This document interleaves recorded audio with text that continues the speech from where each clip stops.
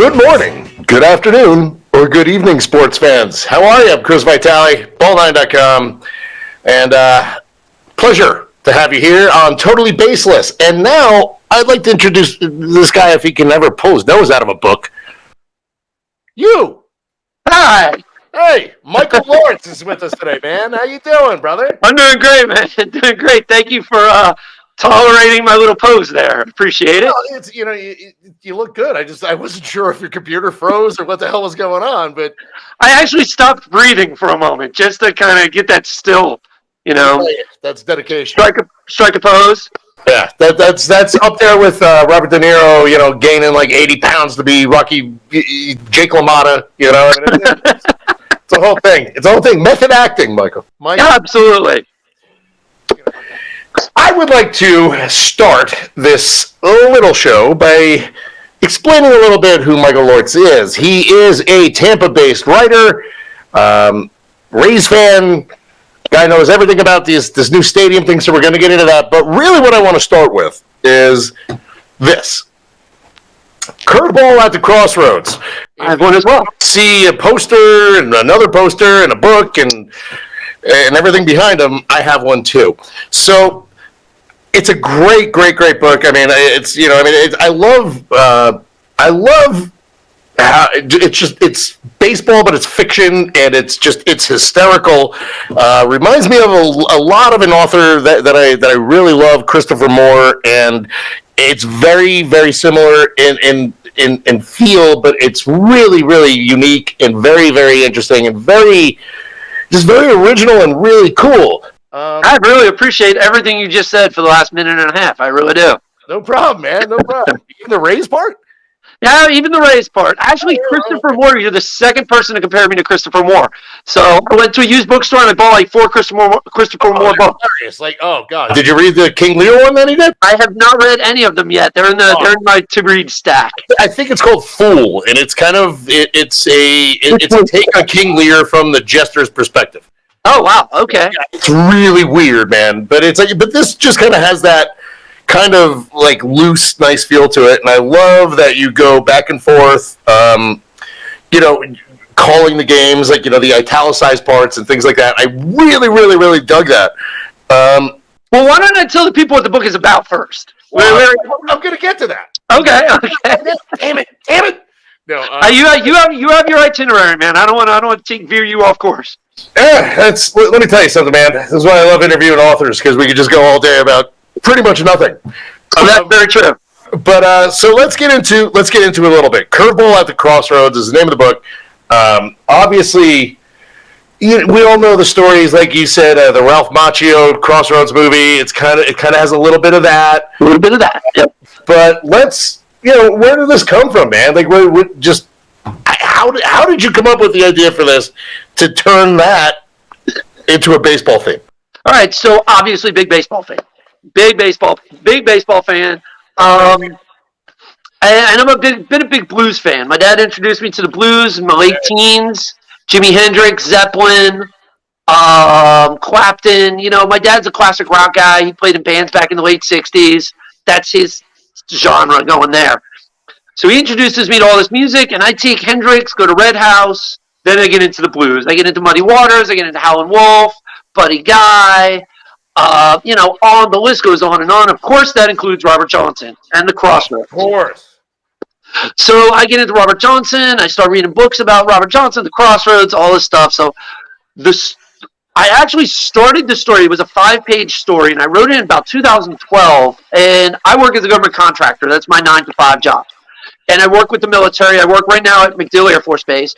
And at the time, I was actually in Afghanistan. And I was working in Afghanistan, and obviously there's no baseball on TV. So you just can't. And so I missed baseball. So I was like, you know what? I am just going to write my own baseball story. I love it. And I had this whole thing. It turned into it was a 5-page thing, kind of really themed off of The Devil Went Down to Georgia. And I sent it to about 5 to 10 people, some other writer, blogger buddies, because I was doing some baseball blogging. And, obviously I can't do baseball blogging in Afghanistan, so I sent it to my blogging buddies. And I was like, hey, what do you guys think? And they were like, this is too short. Like, you went boom, boom, boom. By page 4, I knew it was over. And I was like, well, Yeah, and they're like, this is a book. Turn it into a book. They're like, you've got about a year out there. So I was out there for about 14 months, and I worked 12 hours a day doing my military stuff. I'd get off of work, go to the gym, and I still had about 10 hours to burn. So I would write about a page or two every night. And then that's next thing I knew, I was coming back from Afghanistan with about 250 pages rough draft. And then over the next year or two, I'd develop it, rewrite it. When the pandemic hit in 2020, it was still a Word document on my hard drive. And so I was like, I got laid off. I was like, let me finish this thing so I can get it out there and make some money. Because who knows when I'm going back to work. So I rewrote the ending. I wasn't really satisfied with the ending. I thought the original ending kind of just fell off a cliff. This ending kind of comes to a nice, smooth landing. Smooth. I was going to say, it's actually nice. I love the ending now. Yeah. I love where the ending goes. So I sat and I rewrote the ending. And right when the pandemic hit, like I said, about February, March, and I got this version out in November 21. There is another version. There's a first edition that has the Devil and Jamark Relaford on the cover. You cannot find that book anywhere but me. I went to a small publisher. Why am I sitting here with this? So that's second edition. That's the one I want everybody to have. First edition. We printed. I went to a small publisher out of the Orlando area. He printed about 200 books, and they came out like garbage. The cover was too dark. There were typos on the back. There were typos throughout the book. I was like, stop. We are done. Do not publish this book. Do it all yourself. That's what I ended up doing. I ended up bringing it back to. I had the rights to it. Yeah. So I felt like a musician whose first album came out bad and who brought the masters back into the studio, redid it, and put out the album that he or she wanted. Yeah. So, and I put out the book that I wanted. Meanwhile, though, the original draft won runner-up best book by a local author in Creative Loafing, which is our arts and entertainment newspaper. Oh, yeah, I know. Creative Loafing. I know them well, yeah. So the first edition was actually named runner-up book of the year in Tampa Bay in 2021. That's cool. And that was with a version with multiple typos and a not-so-great cover. This version is by far a cleaner, crisper, better. I think I maybe added like 2 or 3 lines of dialogue to it, so it's 99.99999% the same thing. It's cheaper. The other version, I have to sell it for $20 because I got to make my money back from the original publisher because he charged me. This version, you can find it on Amazon for like $10. So this book, I love it. I'm happy with it. I got a poster of it in my living room. So evidently you have a story about that poster you told me to ask about. So this is me asking about your poster. So this poster right here, I have a cardboard version of my poster of the book cover. I bring this to blues concerts and I get it autographed. No way. I've brought this to Tampa Bay Blues Festival. I have Robert Randolph on it. I have Jimmy Vaughn on it. Bobby Rush on it. Mike Zito. Danielle Nicole, Selman Birchwood. If you know the blues, traveling blues, the blues artists, these are some pretty big names and their bands. Brandon Miller signed it. Eric Gale signed it. So I'm going to keep bringing this to blues festivals. Right now, this has at least 2 to 3 Grammy winners on it, and just keep bringing it around. And then what I do is, if they're interested in a book, I sign a book for them. Nice. So I bring a bag of books, bring a backpack with some copies of books, and I'll give. So Brandon Miller, guitar player, he's got one. Robert Randolph has one. Bobby Rush has one. And I trade a book for an autograph, and I sign the book for them, and they sign my poster. And you get to listen to some blues. So. Oh yeah, and I'm going to the concert anyway. Everybody wins. Yeah, exactly. So I'm going to the concert anyway. And now this poster is an awesome memento of my journey with this book. Yeah, no, it reminds me of Willie Nelson's guitar that has fallen to dust, but it still has everybody's signatures on it. And same thing, same deal. So this poster's been a fun little journey. Yeah, no, that's fantastic, man. And there are so many music references throughout the book. Yes. We spoke about this before. Everything from Clutch to someone who shall not be named, who pops up later in the book, You're just going to have to buy it and read it. Yep. So there's a Snoop Dogg lyric in there too. There is a Snoop Dogg, and you said there's a Clutch lyric in there. I mean, like you did a little deep dive. Yes. Your music taste, which now again, I'm a musician as well, so that really kind of caught my attention. It's really, really, really cool. But now another thing that caught my attention was the name of your protagonist. Now, his name is Jamark Relaford. Jamark Relaford, yes. Yeah. So Jamark, I'm assuming, Jamarcus Russell, because why not? Talk about he sold his soul. And Relaford, would that be a Desi Relaford reference? That is a Desi Relaford reference. Yeah, so Desi Relaford, obscure middle infielder for the Royals in the 90s? And the Mets. And the Mets, and I think he might have played a stint with the Phillies, I think. Because he was a well-traveled middle infielder back in the late 90s, early 2000s.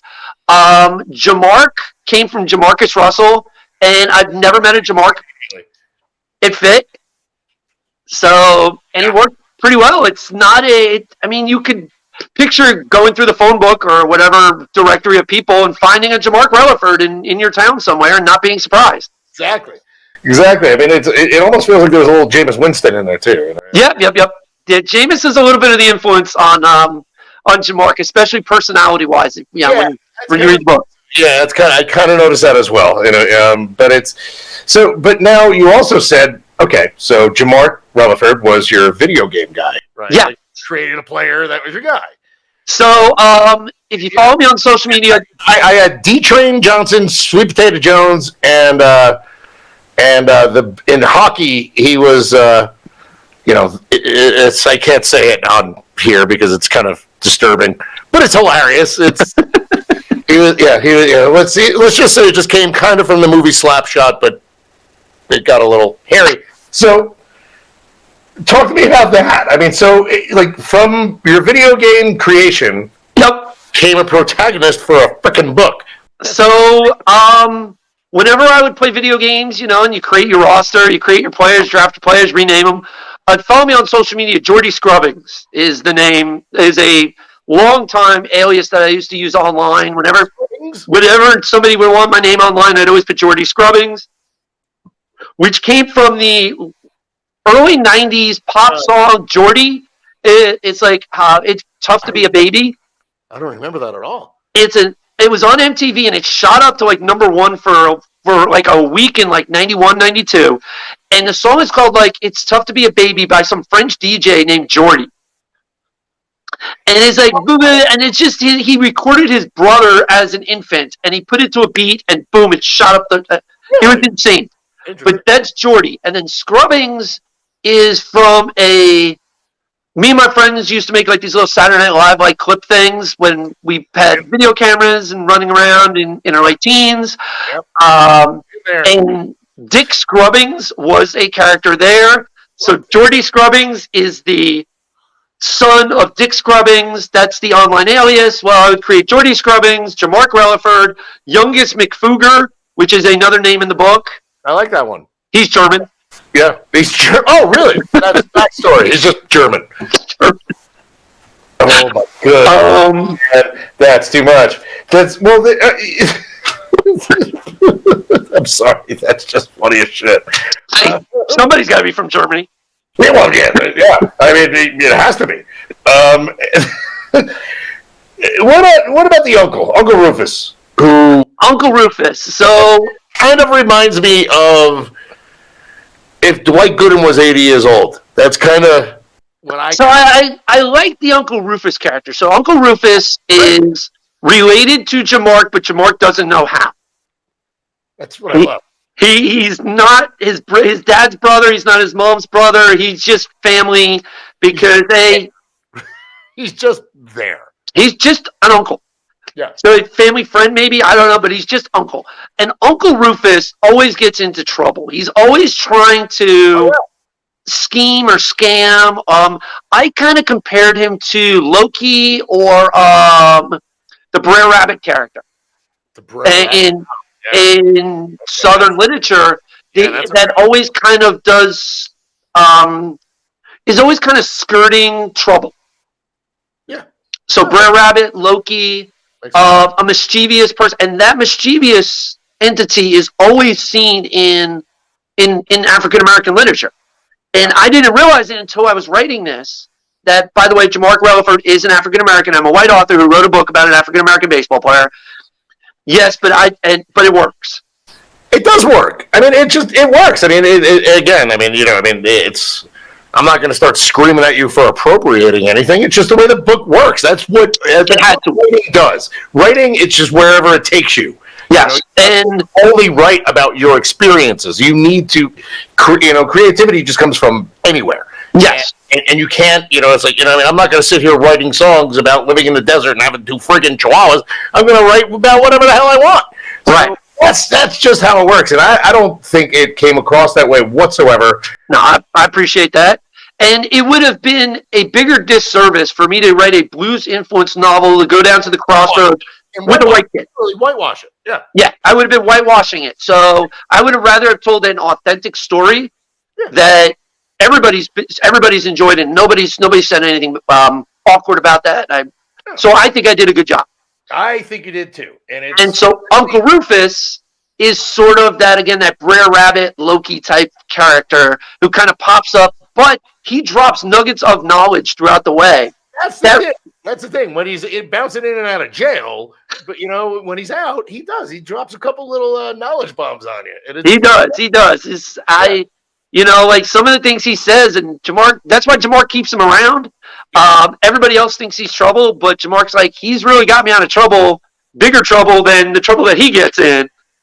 So he's family for Jamark. So, well, then Jamark meets the devil. The devil, yep. The devil. And it's kind of, I'm a Devils fan. But, I mean, now, the fact that he just shows up and it is just constantly there in his top hat and his little suit and everything, it's really interesting how you introduce him. And I thought that was really cool. And that is something I'd like to ask you about is who was in your mind when you were writing this and you were, putting this together, who was the devil? Like, I mean, I know you said the poltergeist guy. The poltergeist guy is a good look because he's well dressed, he's creepy, but he's powerful, but he's old and frail. I was a big fan of the Crossroads movie with Ralph Macchio. We mentioned that before, and in there, the devil is a well dressed dealer. Like he's got his suit, his tie, his old string tie. He wears the hat, and then Ralph Macchio goes and has a guitar battle with Steve Vai. Yeah, and it's classic. I'm not winning that one against Steve Vai, man. It's classic. And so thinking about that devil, I thought of that devil a lot in just the old man, creepy, full of confidence, but also very insecure. The devil is very insecure because he's second fiddle. He thinks he's powerful, but, if I wanted to get biblical, he's second fiddle to God, I'm not a religious person, but that's the hierarchy. If you're writing about the devil, that there's one person who can tell, or one entity that can tell the devil to shut up and know his role. Yeah. I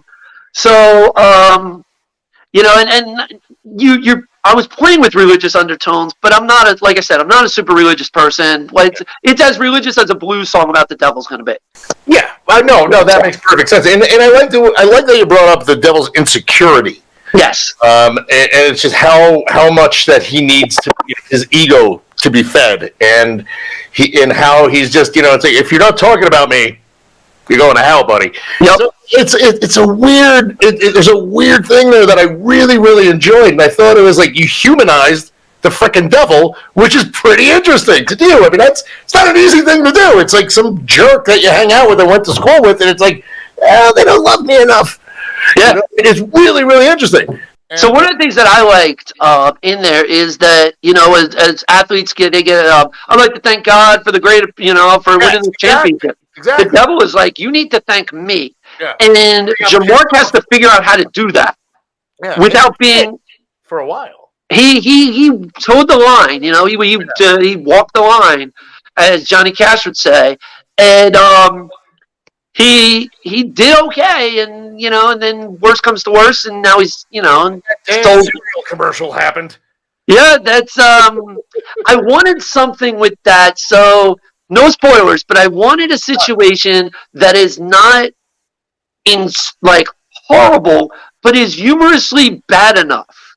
Yeah. And I thought I found it where the readers can be like, that's petty, but I can see the devil getting mad at that. Yeah, but it is petty, and that pettiness is hysterical, and it speaks to the insecurity that you installed into the devil's character, which I think is freaking hilarious. I appreciate that. I really do. Oh, man, I mean, the more you see the devil, like the more a little bit off the rails he gets. Oh yeah, he starts. He's like, you're not talking about me enough.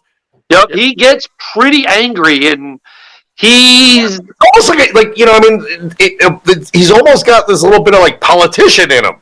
Yeah. Like, either side of anything is like, you're not talking about me enough.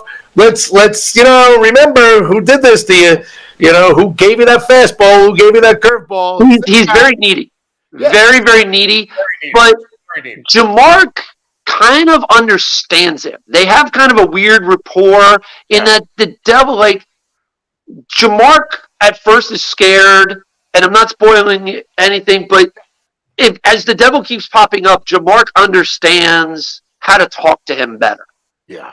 And that's important because now he knows there's a soul on the line, but he's, and everything, but he's trying to figure it out. And sometimes he'll throw a barb in at the devil. Yeah. And they've got this really twisted the screws a little bit on him a couple times, which I thought was good. Yeah, he puts the devil in some interesting situations, and the devil doesn't get too happy about it.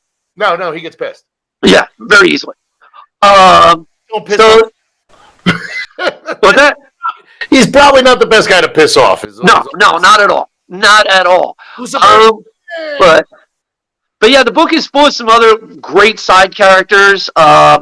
Betsy Belvedere is Jamark's girlfriend throughout this. Yeah. And and that was another challenge, is making the female characters strong enough that women would, if a woman reads the book, it's like, I could really get into that character. Yeah. And that was important to me.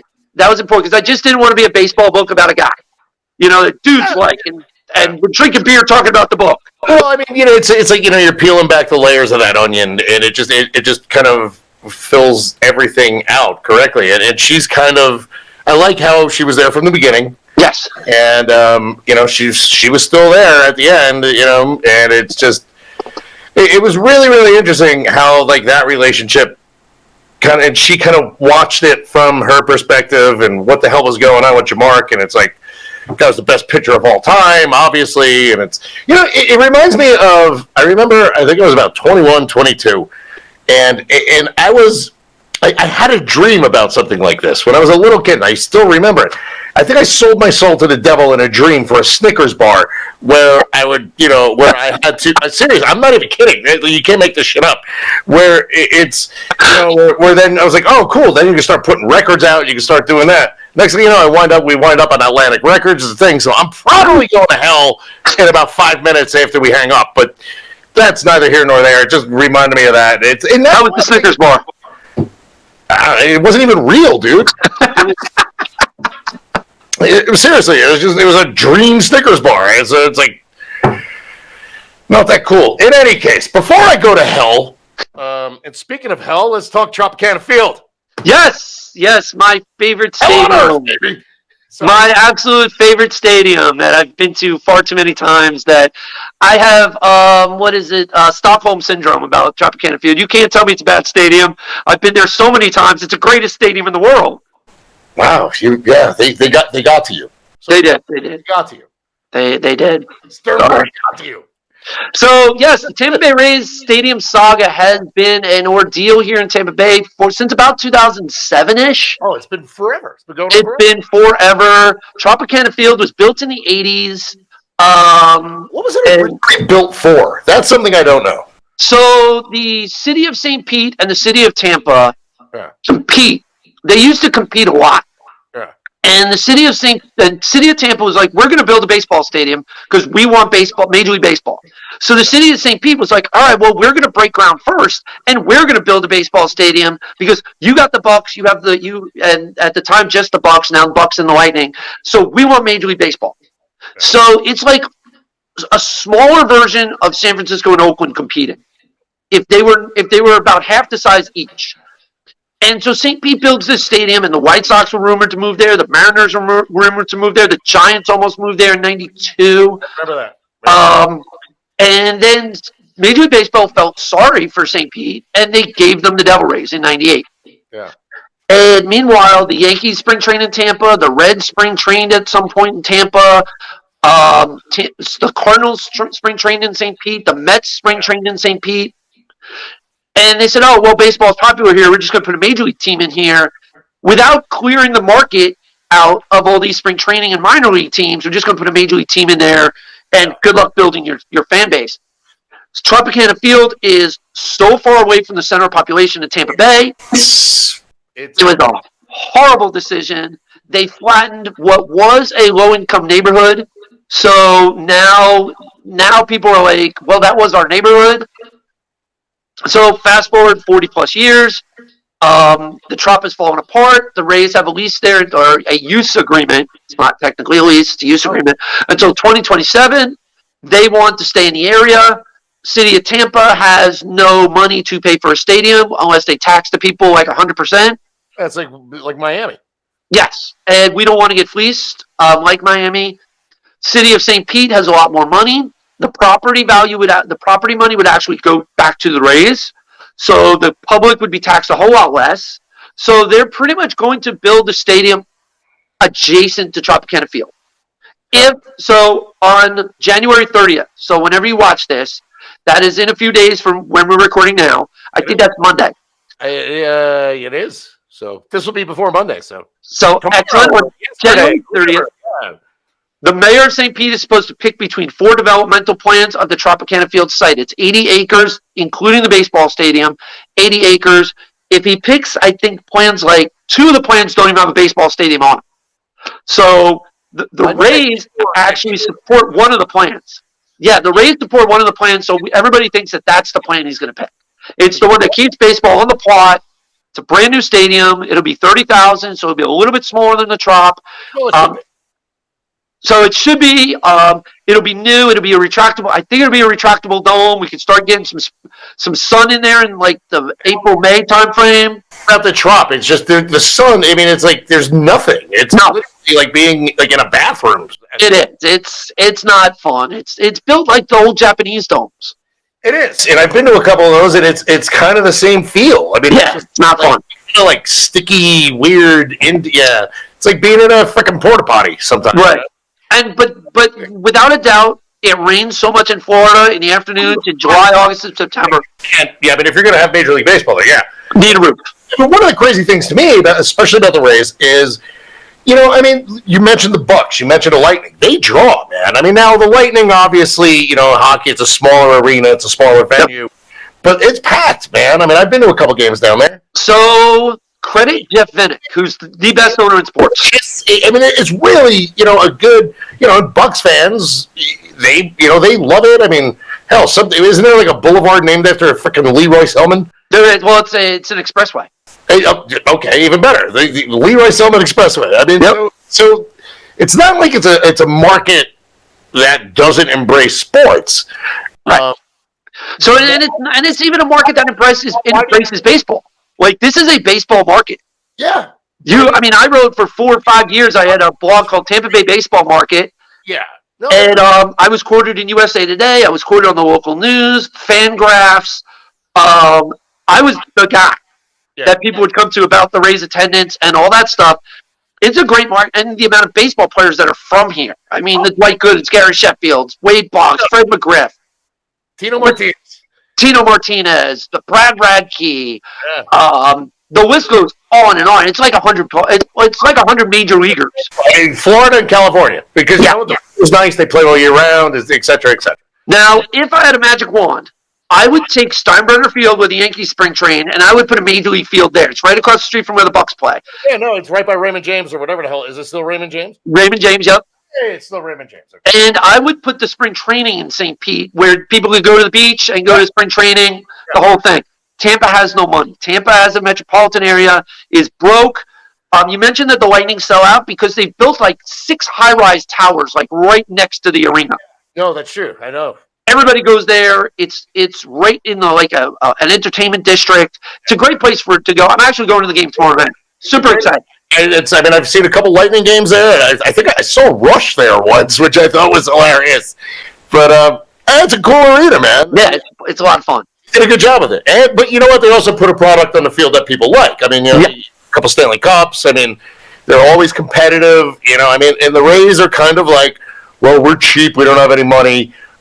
So we're going to try and reinvent the wheel. And they've done a good job of that, though. They did just re-sign. I cannot shit on the Rays. I can't. It's just, it would be wrong of me to do that.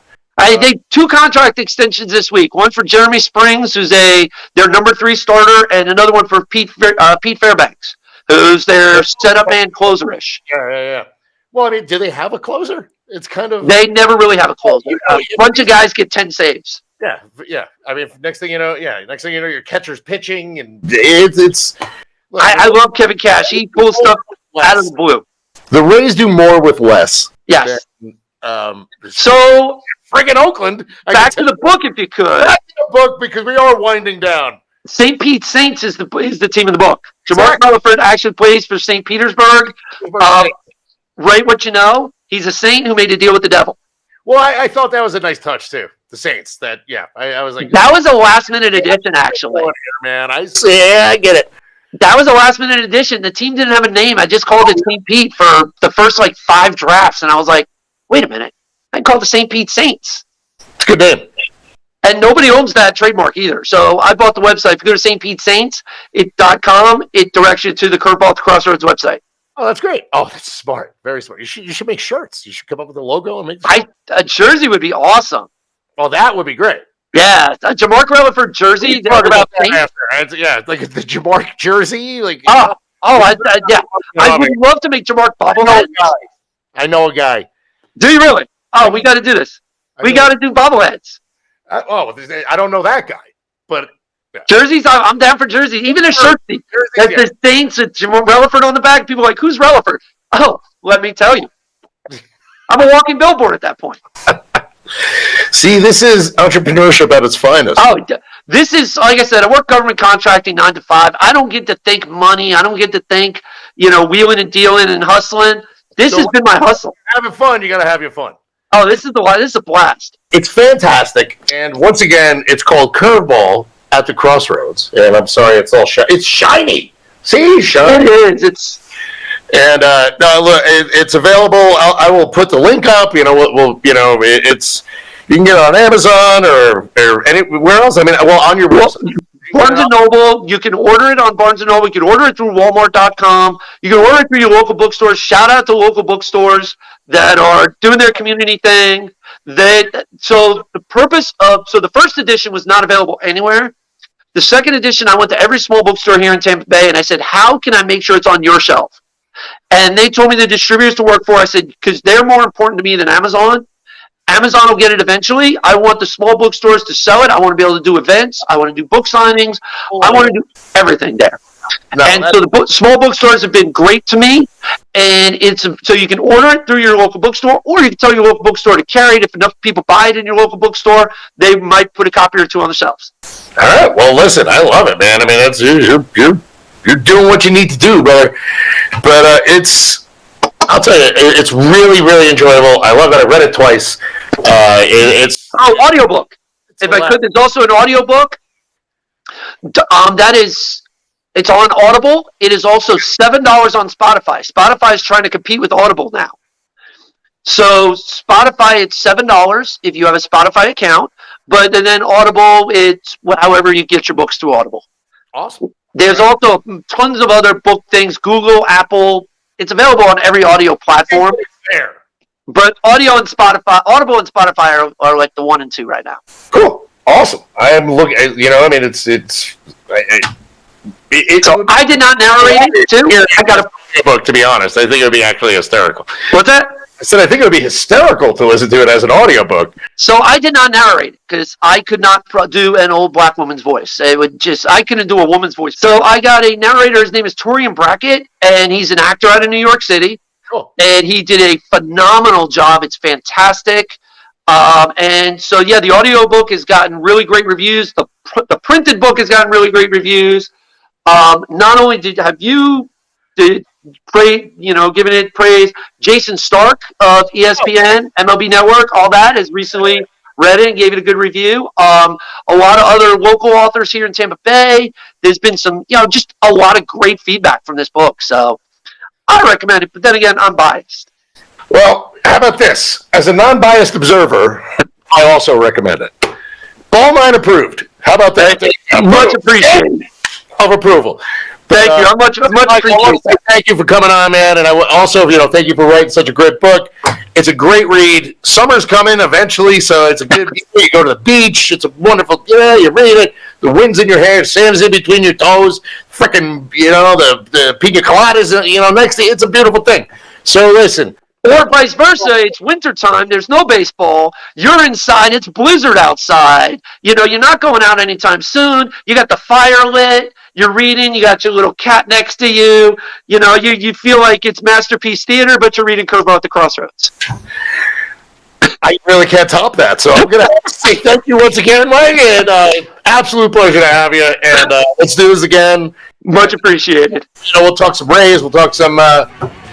talk some Jamark, and I'm looking forward to the sequel, just in case there is one. There is one. Wink, wink, wink. So I'm 20 pages in. But I appreciate you having me, Chris. Really do. Thank you, brother. I really appreciate you coming on, and we will catch you next time. I'm Chris Vitali. This is BallNine.com. This has been Totally Baseless.